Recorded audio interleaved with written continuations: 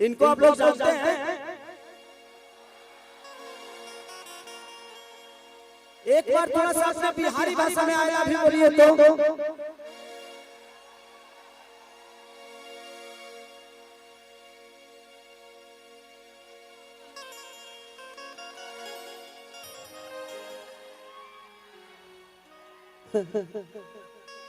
हमारे पैसा हमारे मिले तो बड़ा दुख होला।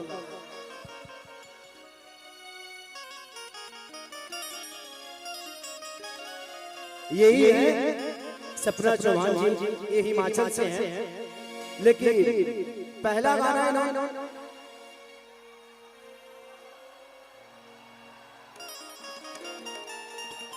हेलो, ऐसा ऐसे मत करो,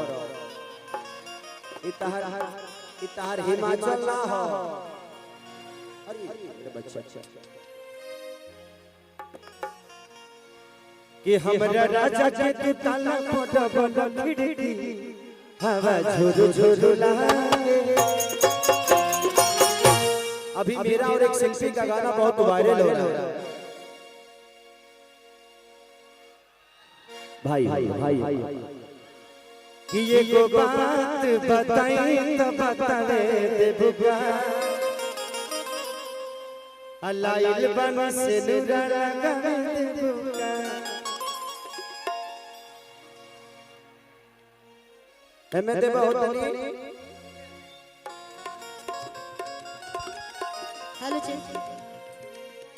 सबसे पहले आप सबके गोड़ छू के गोड़ लगता है। एक बार हाथ उठा के आशीर्वाद दे दीजिए तो। बाप रे, कमे दूर चले के पड़ता है। अब ज्यादा कि कब जाए 1 किलोमीटर दूरी पे।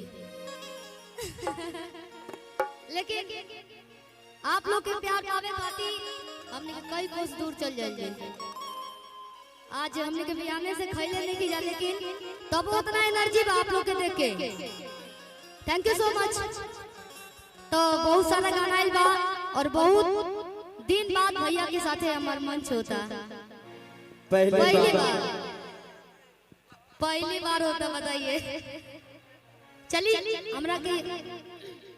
हमरा खातिर खुशी के बाद, बस सौभाग्य के बाद भैया के साथे, कल्लू भैया के साथे, मोनू भैया, चौहान जी, अन्य कलाकार बने, सबके साथे गावे के मौका मिलल।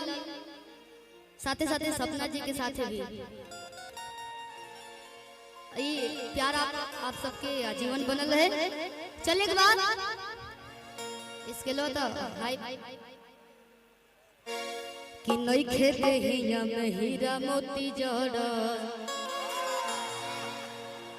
कि तो बोलो थोड़ा सा पीछा मारे तोरा कि नहीं खेते हिया में हीरा मोती जड़। बहुत सारा कलाकार आज बने, सबके गोड़ छू के गोड़ लगता नहीं। हमरो के देख ले, हमरा डबल करे के बा ओई सब से हल्लो ये स्किल ठीक बा। हां, ये को बात बताई तो बतावे दे बुका हो कि नहीं खेते हिया में हीरा मोती जड़।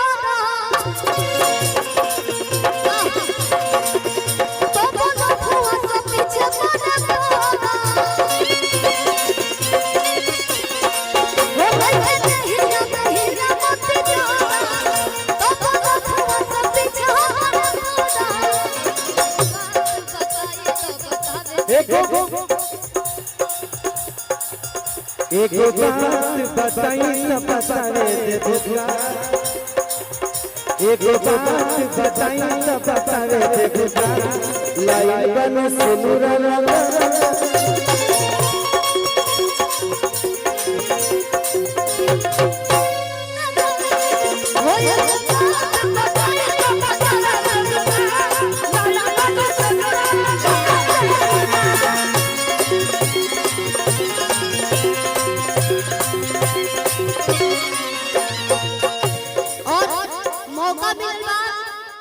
एक और ही गाना गा लेते हैं भैया कि हमरा राजा के तू ताला बोल खिड़की। सभी लोग चले जाना ऊपर करे तो देखो लग कितना आप लोग प्यार करेंगे कि हमरा राजा से तू तना तना खिड़की हवा झुझु झुझु लागे हमरा राजा से तू तना तना खिड़की हवा झुझु झुझु